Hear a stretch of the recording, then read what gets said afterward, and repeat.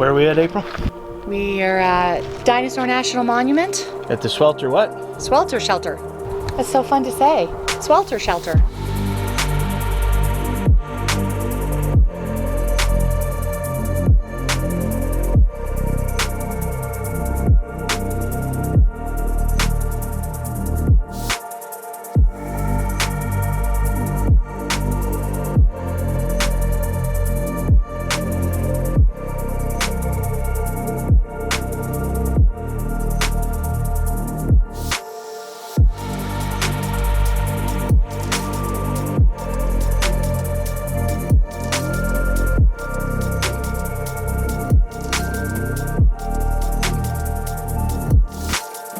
Hey you guys! Thanks for joining us on another journey. Today we're at Dinosaur National Monument in Utah. They also have it in Colorado as well. So sit back, relax, and enjoy the journey. What you got, April? This is the Fremont people again. Where did we see them? I don't remember. Capitol Reef? I don't remember, but I recognize the name. 1,000 years ago they lived here. They used minerals, clays, and other materials to create the pigments. And they use these things called hammer stones to chip and carve the images. Sandstone darkened with desert varnish, which is a naturally formed stain of iron and manganese oxides. Do not touch these fragile petroglyphs can never be replaced. Look how some of these down here are starting to lose their... Yeah, they're getting faded. Away from probably all the weather, water, wind. Sand. Ooh, you see that one? Oh, the big devil one. You can barely see it. Doesn't have a lot to it, but it's... Yeah. Let's go. Millennial at a national park playing on their cell phone. She was watching one of our YouTube videos, weren't you, Autumn? Yeah, she was. She's like, I ain't seen a YouTube videos since you guys first started. Since my mom Made me watch them. I've lost my wielding power with her, my bribing power that I had. You never had any. I did. When she was 2. She watched some.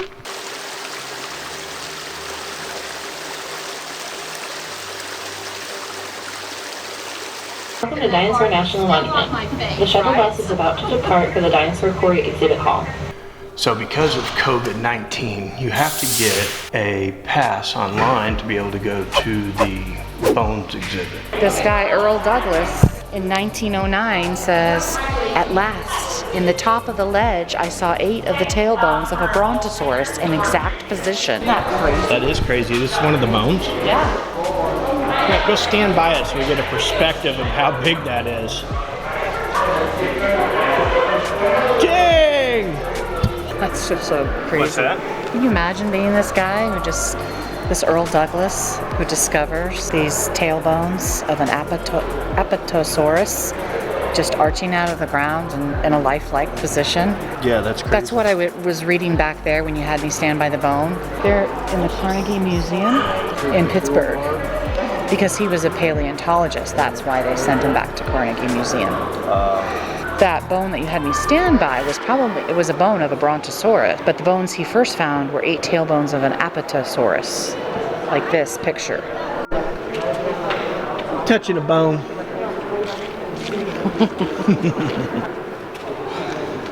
A real one. A giant one. Interesting. So Earl Douglas never saw these bones that we see today, but he said that he wanted to leave things here. He says, "I hope that the government, for the benefit of science and the people, will uncover a large area, leave the bones and skeletons in relief, and house them in. It would make one of the most astounding and instructive sights imaginable." So it was his vision idea, yeah. to have this. This quarry yielded the remains of over 500 dinosaurs and other animals that lived during the Morrison time period. It's a spectacular record, but it's biased. So what caused it? Was it like a flood?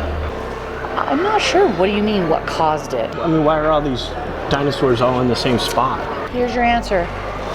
Why are there so many dinosaur fossils here? The river that flowed here during the late Jurassic is as extinct as the dinosaurs it buried. It flowed west to east, left to right as you look at quarry. So it flowed this way. An ancient river flowed swiftly across a vast plain here. Then a long drought killed many dinosaurs. Some dinosaur bodies lay near and in the dry river channel. When extensive rains returned, floods drowned some dinosaurs and swept up carcasses of others that were already dead. The fast-flowing river carried the bones downstream along the river bottom. As floodwaters receded, the river slowed. The bones dropped to the river bottom and began to pile up. They were covered by sand and mud. The result was the dinosaur log jam that you see here. Most of the fossils here are from huge dinosaurs. Large objects obviously move slower in the fast-flowing river. Smaller animals were swept away and destroyed. There are no fossils here of lizards, fish, or small dinosaurs or mammals. So that makes sense. Look at that. Wow. 149 million years ago. What the what? Look at that. Like literally 1, 2, 3, at least 5 of your heads. Right. Paleontologists discovered this skeleton in 1990. Excavation took over 3 years and included a helicopter lift. Dinosaur National Monument, honestly, is pretty impressive. I've kind of didn't think it was going to be as amazing as some of the full-blown national parks, but so far, you got to put this on your list. And here we are in our Dinosaur Inn Dinosaur Inn? in Vernal, Utah. We highly suggest, if you're in Vernal, Utah, staying at Dinosaur Inn and Suites. Great family-owned and operated hotel. This was one of the best breakfasts I've had in a hotel in a very long time, and super friendly staff. What are we paying for this one tonight? About 99, I think. Yeah, not bad for a holiday weekend. Yeah. And it's pretty spacious. Yeah. Like there's a place to sit, a desk. I can edit. Yeah, that's good. And especially since we have Autumn with us, it's good to have the room. We want to thank you guys for watching our video all the way to the end. If you would, hit that subscribe button, share it with a friend, and like always, Thank you for living life.